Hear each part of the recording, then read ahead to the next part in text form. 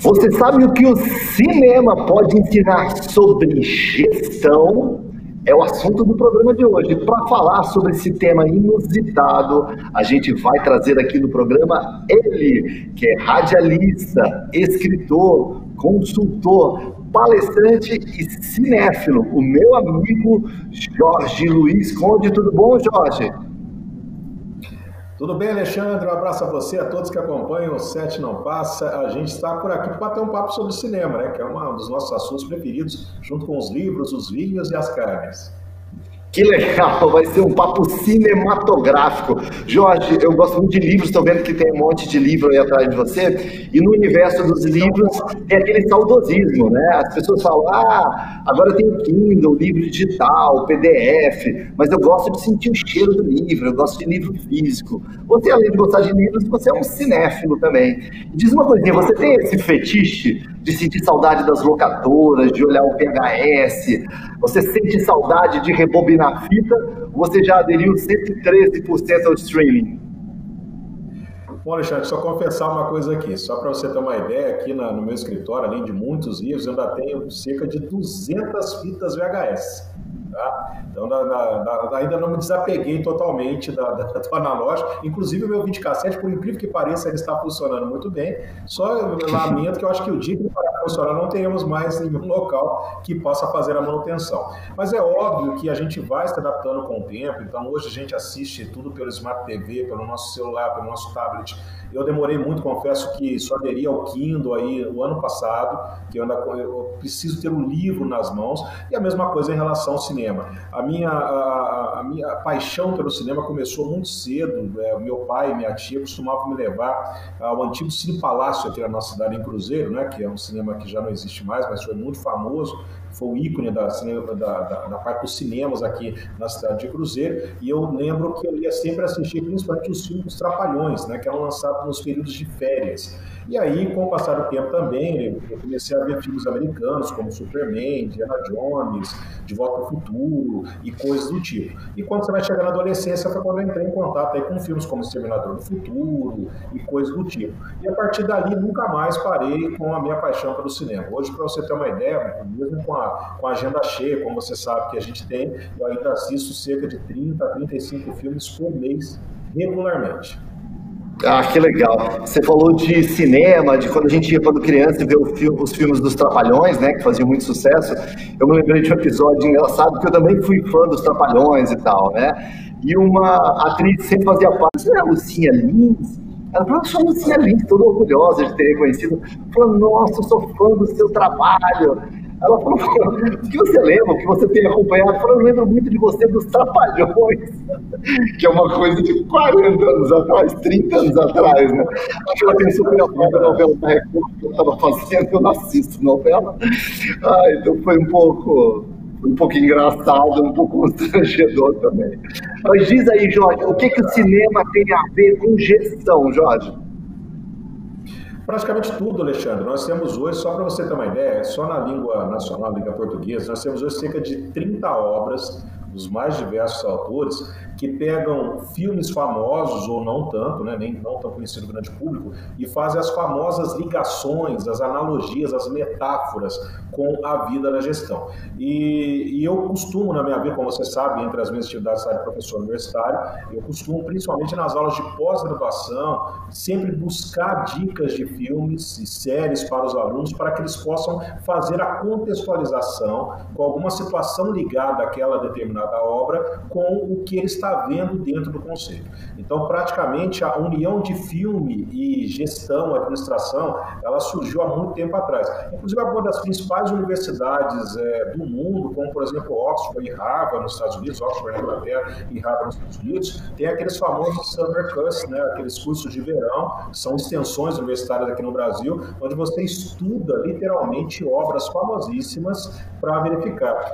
Quando eu estive nos Estados Unidos, vai fazer 10 anos agora para a questão do nosso MBA, inclusive com o nosso amigo aí em comum, Marcelo de Elias, eu fiquei louco lá para assistir um desses cursos de extensão, que era 18 horas com a trilogia do Matrix, para explicar a questão do Matrix, reengenharia. Então você imagina que coisa legal. E existem muitas obras que são utilizadas frequentemente dentro da situação. E elas são divididas, inclusive, por partes. Você tem obras voltadas para marketing, obras voltadas para a gestão de pessoas, liderança, motivação, questões ligadas à negociação são muito comuns. Eu, como sou um cinéfilo, então, essa união da questão dos filmes e as metáforas e as analogias, ou até mesmo links com a vida cotidiana, são feitas praticamente todos os dias. Cinema anda junto com a gestão praticamente desde que os irmãos Lumière começaram aí a colocar essa máquina para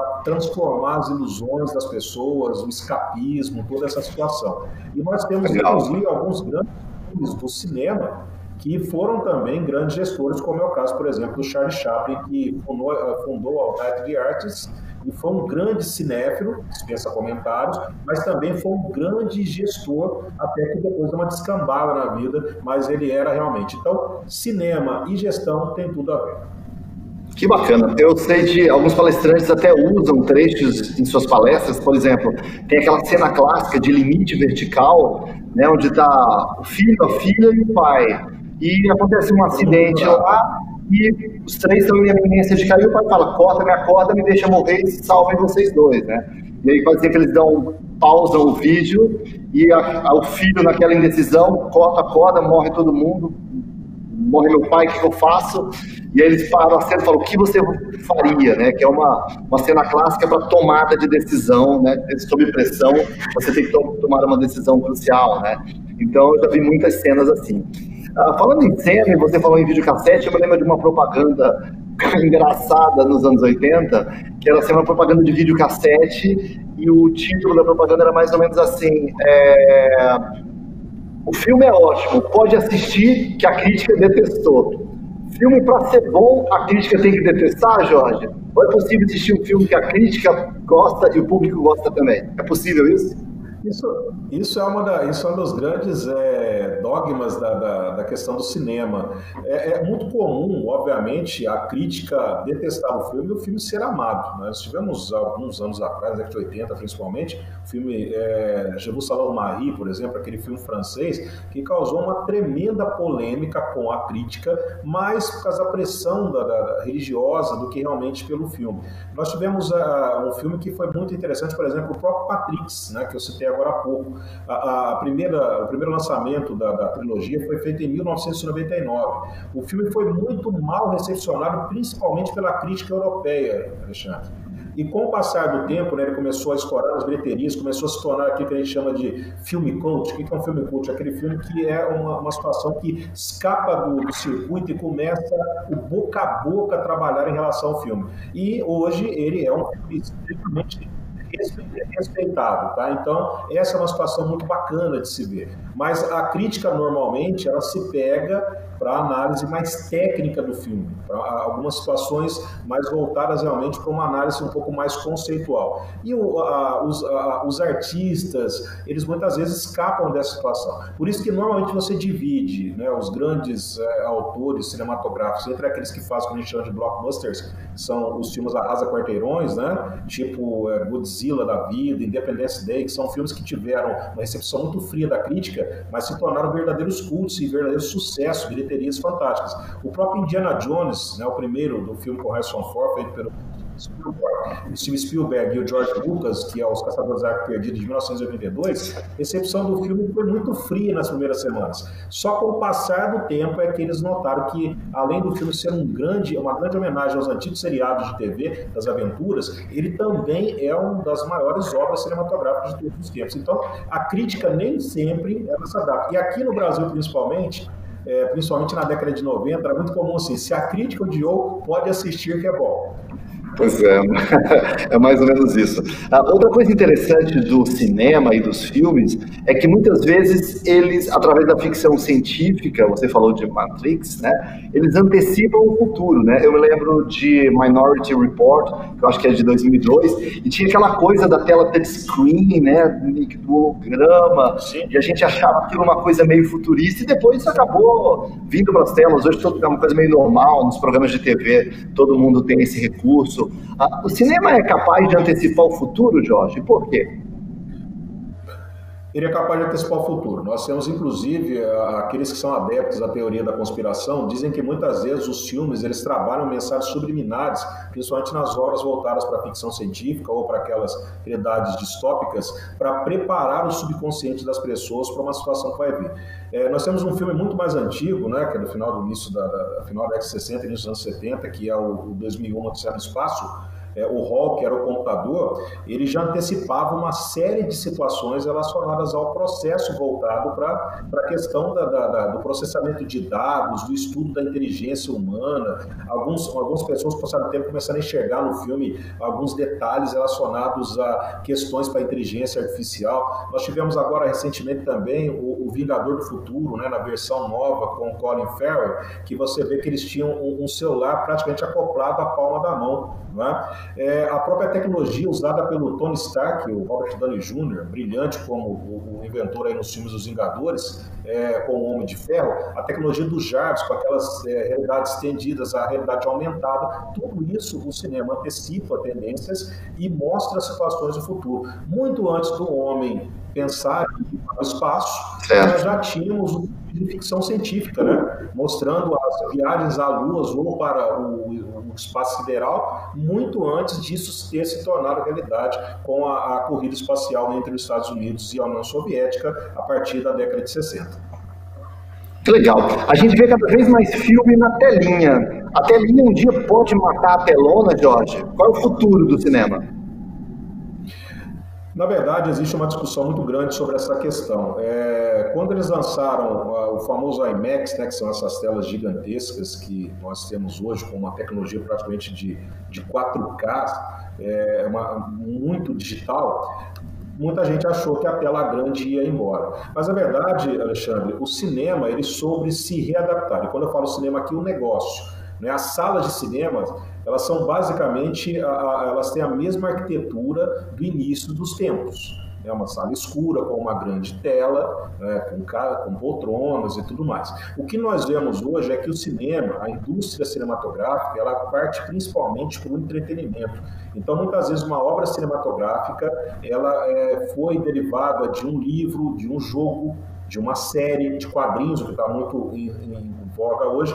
Isso tudo se transformou num processo extremamente digital. Isso que a gente chama hoje comumente transmídia, né? E o cinema ele soube se adaptar. Então, muitas vezes nós estamos tendo as salas cada vez mais confortáveis, mais compactas, com telas maiores, com toda uma tecnologia para 3D, 4D e coisas do tipo, para você sentir realmente aquela situação do cinema. Eu acho que isso vai ser um pouco difícil. Claro que aquelas salas isoladas, né, que vivem fora hoje, por exemplo, os conglomerados dos shoppings, talvez elas não tenham muito futuro, a não ser investindo em situações muito inovadoras do ponto de vista da disrupção. Mas a sala de cinema, com aquela tela gigante, ela nunca vai morrer. Tá? Nos Estados Unidos, por exemplo, que é a meca da indústria cinematográfica, que estabelece todas as grandes tendências, os filmes eles continuam ainda tendo um lançamento ali e depois, obviamente, migrando para o streaming e tudo mais. Claro que hoje você tem uma nova geração que já foi criada dentro dos nossos mobiles. Então, nós temos uma parte da indústria hoje que vive dessa nova realidade, centralizada principalmente na Netflix da vida, mas eu acredito, eu particularmente ainda acho que a tela grande e aquele ambiente totalmente aconchegante no escuro ainda tem aí uma vida longa. E do cineasta, onde após o lançamento do Dois Papas, né, ele estava falando dos desafios, porque aquilo ao mesmo tempo ele sabia que ia para streaming, que iria para Netflix, e muita gente vê no celular. Então ele tem todo aquele cacoete de quem filma para tela gigantesca, onde micro detalhes podem ser observados, e muitas vezes uma telinha de 4 polegadas isso não será observado. Então ele estava falando quase que da mudança de mentalidade, de mindset, de fazer algo que muitas vezes funciona para uma telona, mas são detalhes que talvez passem despercebidos numa telinha. Então isso é muito interessante.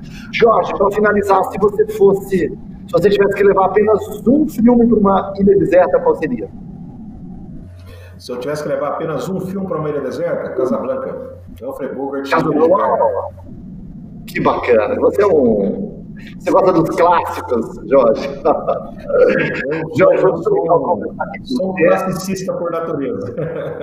Um clássico ou você é um jurássico, Jorge?